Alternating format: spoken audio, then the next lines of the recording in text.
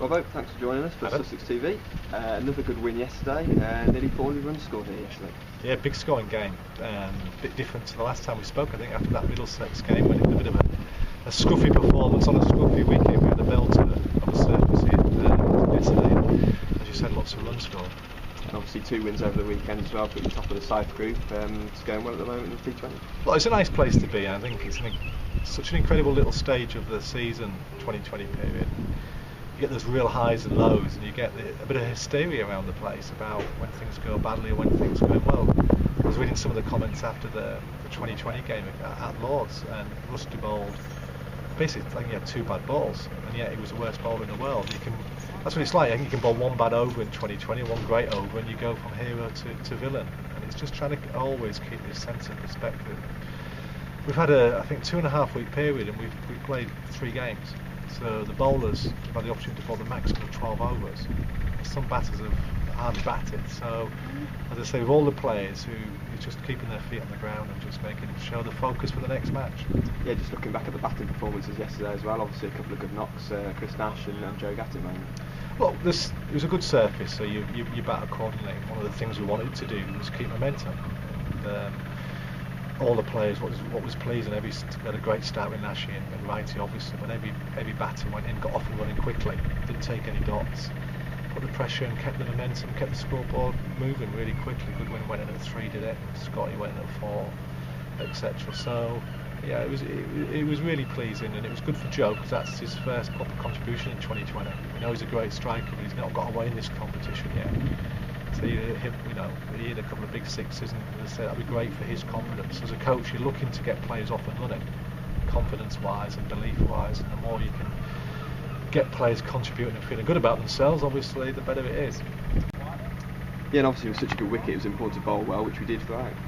Yeah, I think we won the game without running between the wickets. We stole a lot of 2s.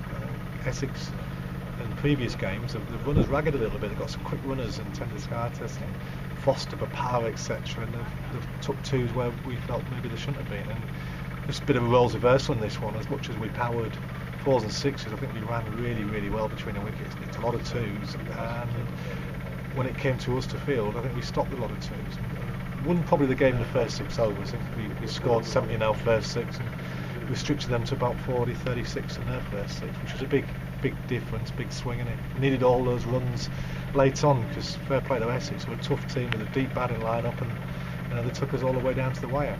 One concern, Scott Starvis, who took an excellent Courtney Bolt chance and obviously went off injured straight away. What's the latest? He had a bad dislocation. Paul the physio got it in straight away, which was good. Our hand surgeon was on the ground, so he was available straight away to look at it. There was a bit of a cut there, deep cut, might need some stitches, so we'll have to see. 10 days he should be fine, but we play Thursday, which is 3 days from now, and then we play Friday again, so we'll just have to see. Yeah, so looking forward to Thursday. Obviously another chance to get a quick double over a team up to Essex on Thursday, and then home to Kent on Friday. Yeah, a difficult place to play, Chelmsford. As I say, we've won there the last 2 times, so we know what to expect. The crowd really get into your faces, and it's not an intimidating place, but it's quite an abusive place. And Essex will, it's a good wicket. It's very short, straight boundaries. Usually 1 short boundary on one of the sides of the wicket, so usually have a lot of runs. But we'll go with confidence, and we know we're not the finished article. We've won 3 games. That's all. As I say, 3 games out of 2.5 weeks. It's nothing.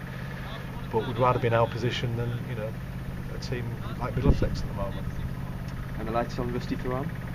Well, he's had to go back to South Africa to sort out some problems over there and support his family, support his mum. So, he just needs the respect to manage that, and we'll see when he gets back. At the moment, we're not sure. Any more injuries sustained over the last couple of games?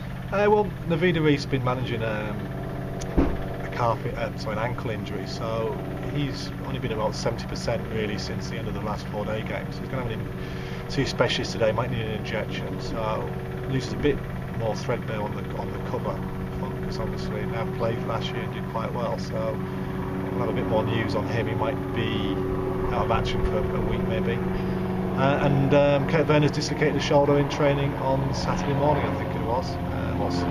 So he's got a dislocation there, so he's out for a couple of weeks. So there's always highs and lows and ups and downs for certain individuals as the season progresses.